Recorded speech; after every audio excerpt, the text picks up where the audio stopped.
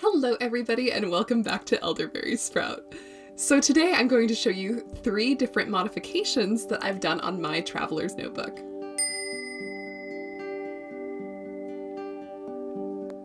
So the first TN modification I'm going to be showing you is how I made this little leather charm for the front of the main elastic on my traveler's notebook. Originally, this piece of leather was a part of a handle for a basket that I had thrifted, and I didn't need the leather on there, so I decided to take it off, and now I'm going to soak it for about 10 minutes in some warm water. Now, after soaking it, you'll see that some of the color has been removed from the leather, but that's totally fine. The reason I like this leather piece is because it's this orangey color, and I think that's really going to contrast well from the darkness of my traveler's notebook. Now that I've soaked it, I can get it out of its original curved shape. So now I'm just going to kind of massage it and pull the fibers in the direction I want them to be in. And now I'm just going to let this dry for a couple hours with something heavy on it. Now that this leather has dried, I'm going to be able to decorate it. So I have this pressed penny that was originally from the EMP. I grew up in Seattle, so this has some fond memories for me. But also, it has a little spaceship on there. So I thought it would be really cool to remind myself of what I believe in every time I look at my traveler's notebook. I chose to put this metal charm on leather and then string that leather onto my elastic because it's going to be a little bit softer on the elastic, because I have seen metal charms on other people's traveler's notebooks fray their elastics, and I don't want that to happen to this elastic. And the E6000 did a great job of adhering it to the leather. So now I'm going to trim this piece of leather into an oblong shape with enough space on each end for a little hole for the elastic to go through. Funny enough, this ends up looking kind of like a UFO as well. It's like UFOception. So I had to use a bigger size hole punch because the elastic on the outside of my traveler's notebook is pretty hefty. And there we have the charm. Now the next quote-unquote modification I'm making to my traveler's notebook is making a giant copper paperclip. So I've already made this normal shaped copper paperclip. However, I want to make one that looks like there's a little flag dangling down. So I'm going to use roughly the same pattern as the one that I have here, which is 3 inches long. And I'm just going to wing it and see how it turns out. So to start off, I straightened my piece of copper. This is some copper that I've gotten at a thrift store, but if you strip some household electrical wire, you can strip that and find some copper like this inside. And I'm just using pliers to shape this shape. If you guys are interested in making the same shape of paperclip, I have a download down below in the description that you can download to kind of use as a template for your bending.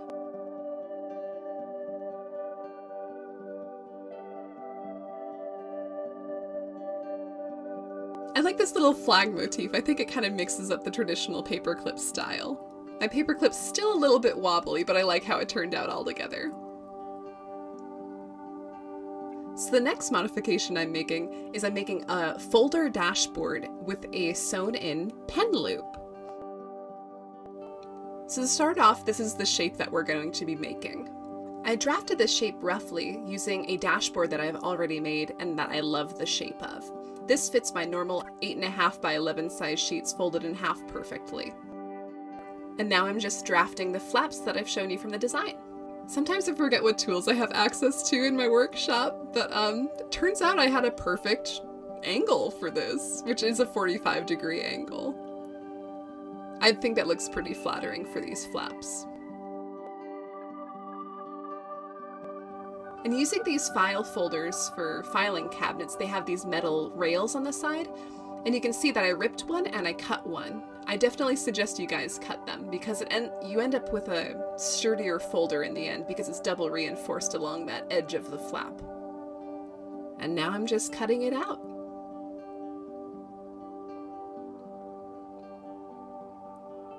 The nice thing about using these file folders is that there's already that seam in the center, so if you line up your design with that center seam, you have that pre-folded, pre-structured setup, which will fit perfectly for your little folder. So as you can see, there's a sticker on the front of my little folder that I'm going to need to peel off. But this folder was only 10 cents, so I feel like it's definitely worth it.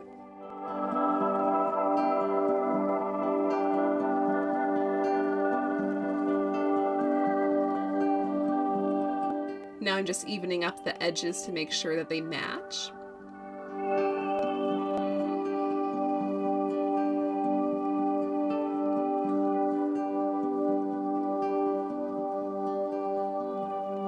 And now for folding. So I don't have a bone folder or anything, so I just use my thumbnail and my scissors. Scissors work completely fine as a bone folder if you don't have one at home. I just make sure that I drag it along the paper, or in this case the folder, at a parallel level to whatever you're trying to press, because that allows for you to not put too much wear on the joint that you're creating.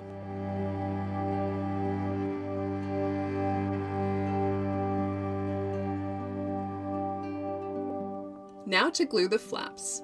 I'm gluing the flaps using Fabri-Tac, which is a great silicone-based glue. It has a lot of bend and it grabs really fast. Make sure to just glue the flaps to the flaps themselves, otherwise you'll end up limiting the amount of space that you can store things in each of the individual pockets. Now for the pen loop. I want to make sure this fits the pen that I use, so I have to futz around with it a little bit to make sure it's the exact right size.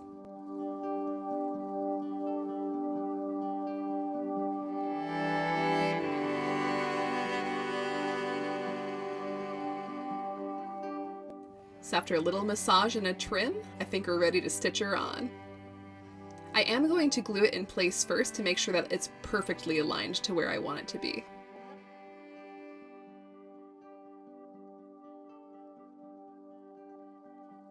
And while Fabri-Tac is a fantastic glue, I don't trust it for daily wear with my pen loop. I use my pen quite a lot. So now for stitching, I'm using just some basic DMC floss. I use this for a lot of my crafts. This color matched pretty well. Another thing you could do is use a contrasting color for a little bit of extra dimension. So I used a pretty thick needle to make sure I could punch all the way through this folder without having my needle break. And this is kind of tough to sew through.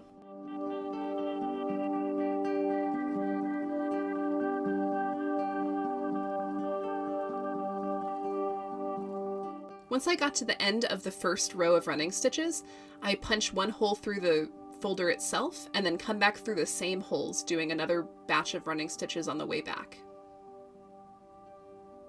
This leaves you with a pretty good looking saddle stitch.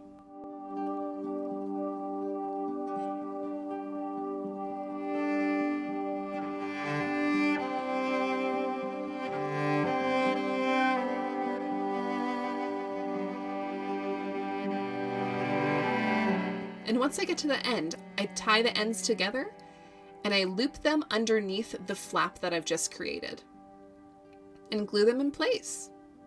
This leaves you with a really nice looking pen loop. Now to cover up that stinking tag. So I bought an art book that had Michelangelo's complete artworks in it, and that has been a fantastic resource for collage journaling. So if you guys are ever wondering where to get great collage materials, consider looking in the art section of your local used bookstore. So now I'll just let you see the rest of this creative process unfold.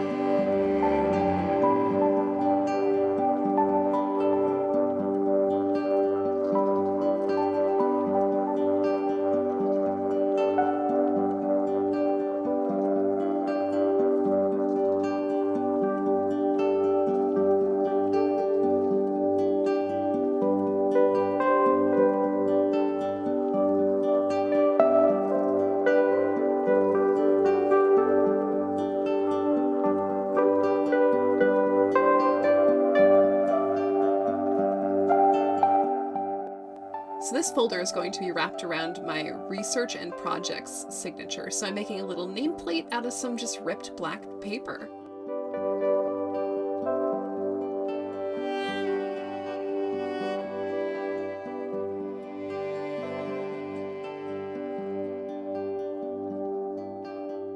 And as you can see, my pen fits perfectly in the loop. So now I'm going to be making these little slits on the inside of these folder pockets. I'm going to be using these little slits to store drafting rulers that I like to carry around with me for my bullet journal spreads. Another great use for these slits is to put recipe cards in there. I've been experimenting with meal prepping more recently, so it's great to have those recipe cards easily accessible.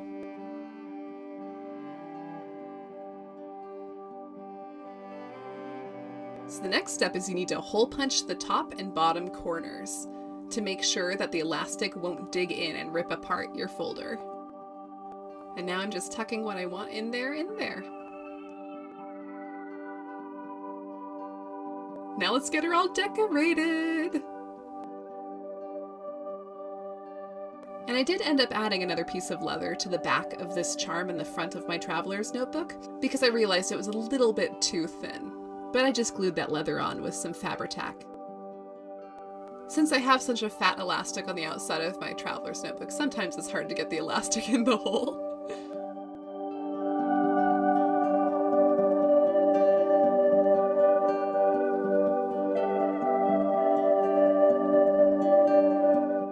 Let's fill her up!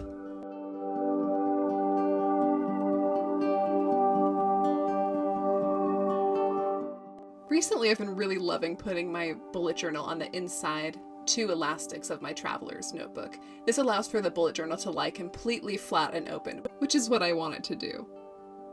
I generally have my bullet journal open to the page that I'm on, so it's nice that it can stay open that way. And there we have it. I really love how these modifications turned out. This added a lot of personality and fun function to my traveler's notebook. It's nice that the charm on the front reminds me of what I believe in and that I'm a part of something bigger than myself. The paperclip allows for me to have loose papers and shopping lists on the front of my journal, which is super functional. And the folder and pen loop will never fall out of this journal again, which is so great. Anyway, I hope you guys enjoyed seeing these traveler's notebook modifications, and I hope you make some of these modifications yourself to fit your own needs. Thank you so much for watching, and if you did enjoy this video, consider giving it a thumbs up. And subscribing if you're interested in seeing more videos like this. I'll see you guys next time. Bye!